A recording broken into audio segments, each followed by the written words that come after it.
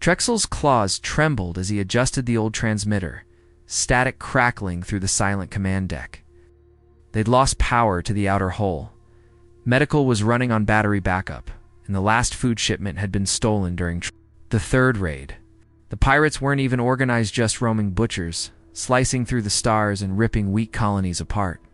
And Virel Station, tucked into a dead system nobody wanted, was as weak as they came. The Council had ignored their requests.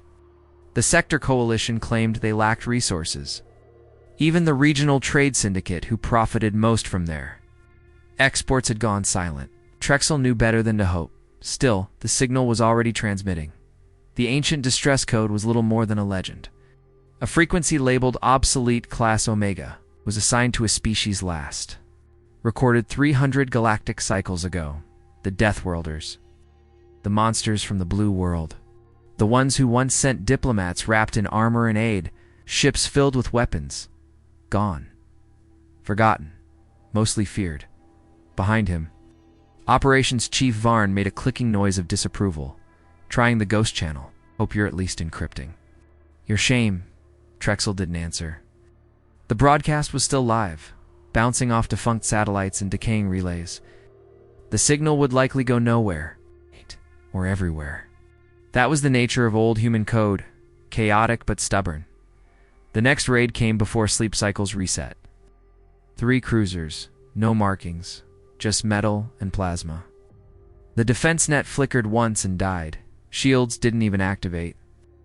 Trexel watched in numb silence as the hangar exploded on screen. Emergency lights spun uselessly. Quiet voice behind him whispered a ritual farewell. Then the lights flickered dash on.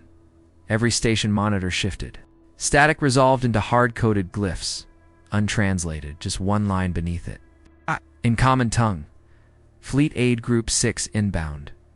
Protocol 914. Per trigger conditions, hostile presence will be neutralized. Varn hissed, stumbling back. What? Who the hell? The system-wide radar lit up. 1 ship at first. Then 5, then dozens, then hundreds. Faint blue drive signatures, layered in tight phalanx formations, formed an expanding sphere. Not pirate, not corporate, not council. The IDs scrolled down faster than the system could register them. Trexel leaned forward. Earth markings. He recognized the pattern from a preserved artifact, a circular crest with segmented continents and a bright blue background. The symbol of a species that had once challenged the entropy of the galaxy with force. And compassion, no hails, no formal protocols, no demands. A single fleet message broadcasted to all systems, loud enough to crack nearby speakers. Distress call received. You are not alone. Trexel couldn't breathe. None of them could. The fleet decelerated as if time bent to their precision. Medical frigates took position above the colony. Supply ships unfurled containment platforms. Orbital defense ships, massive and silent, dropped into geosynchronous orbit. There was no flare, no display. Just movement, cold, calculated, and unstoppable. They hadn't called for help. They had whispered into the void, and the void had answered, not with mercy. With humanity asterisk, they came without banners. No diplomats, no fanfare, no negotiations. Just logistics and warships. Within an hour of arrival, the human fleet had mapped the entire system, shut down every unauthorized transmitter, and deployed over 2,000 automated defense satellites. The pirate cruisers hadn't even made it to visual range. They were vaporized by kinetic rods, primitive, brutal tools dropped at orbital velocity. No warning shots, no transmissions, just silence, and then the absence of threats. Watched as an entire section of their orbital debris was swept away by cleanup drones. Civilian systems were patched remotely. Old reactors were brought back online. Every update came with a quiet tag, authorized under Emergency Assistance Mandate 914, Terra Authority. No explanation. No request for consent. A message played once. Per cycle, this system is under Earth's protection. Stand down, recover, rebuild. Do not fear. They didn't speak to the station leaders. They didn't consult. They simply acted. By the second rotation, EarthMed ships began teleporting stabilized medical units directly into the colony hub. Hybrid atmosphere tanks were installed, nutrient packs distributed.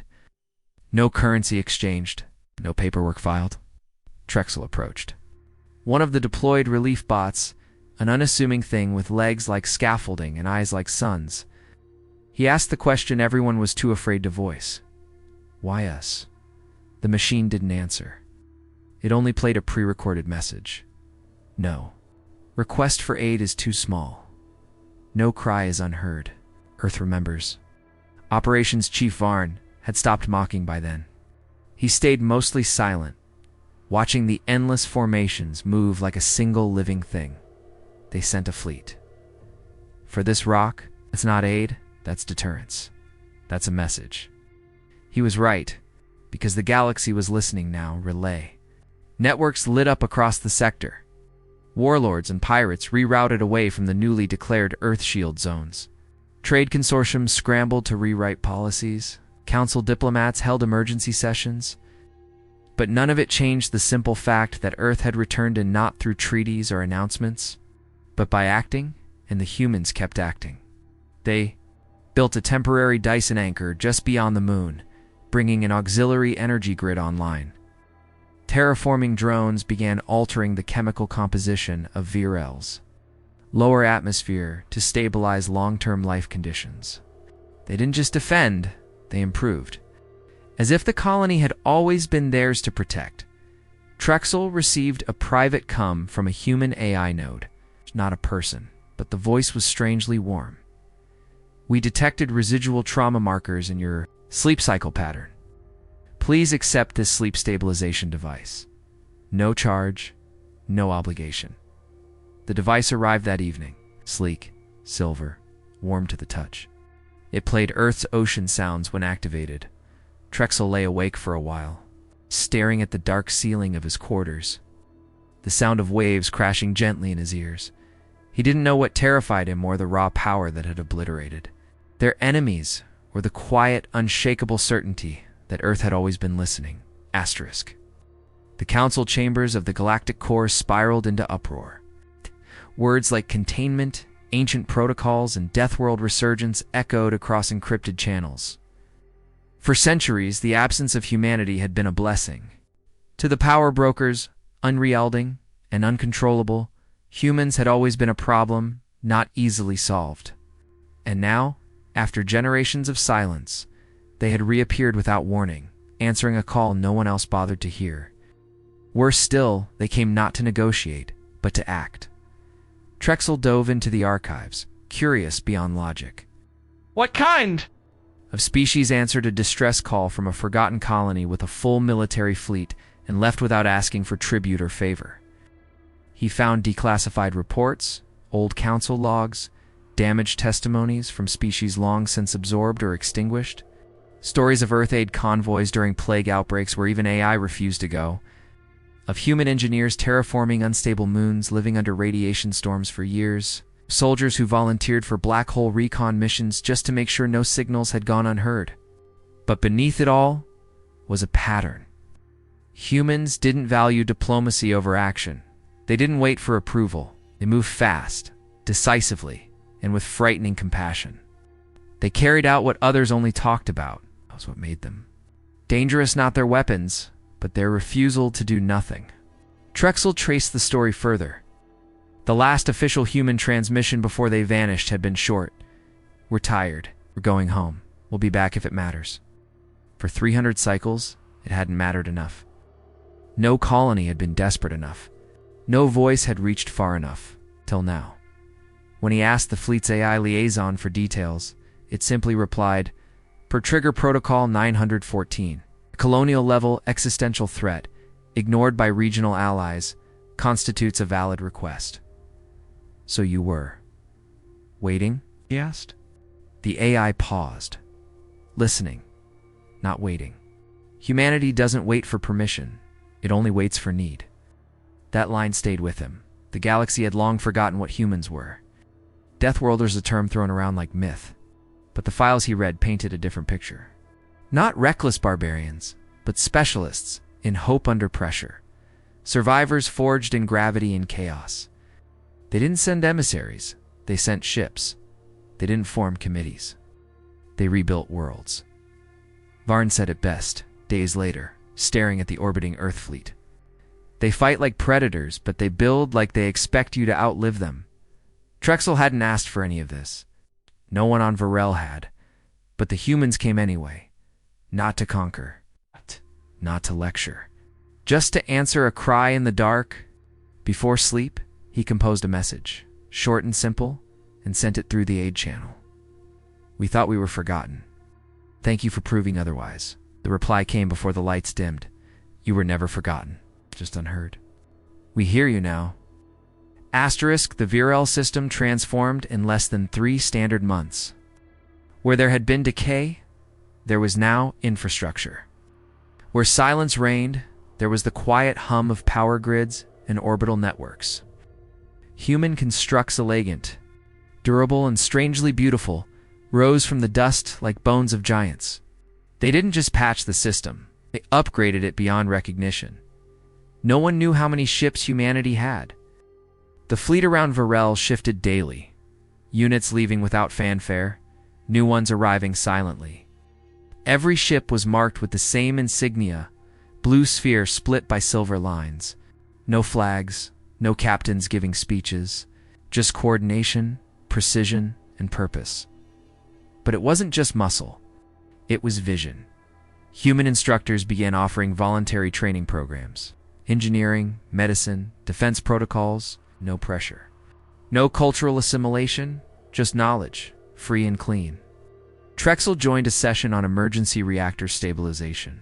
He expected complexity. Instead, the human AI taught it like he was family. Every colony in the neighboring sector began broadcasting on the old Earth channels. Not formal requests, just whispers. Signals meant to reach ears that might care. For the first time in centuries, colonies weren't begging the Council. They were calling for Earth. The Council's fear grew. If humans chose who mattered.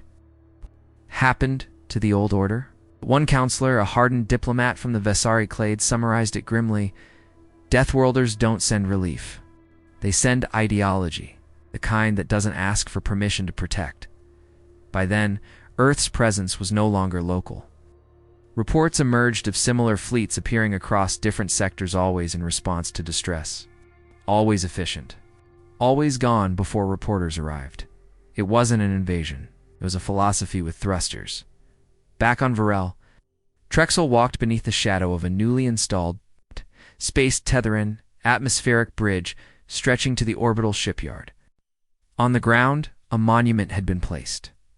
No ceremony, no speeches, just a towering sculpture of 2 hands, one descending from above, the other reaching from below, fingers just touching.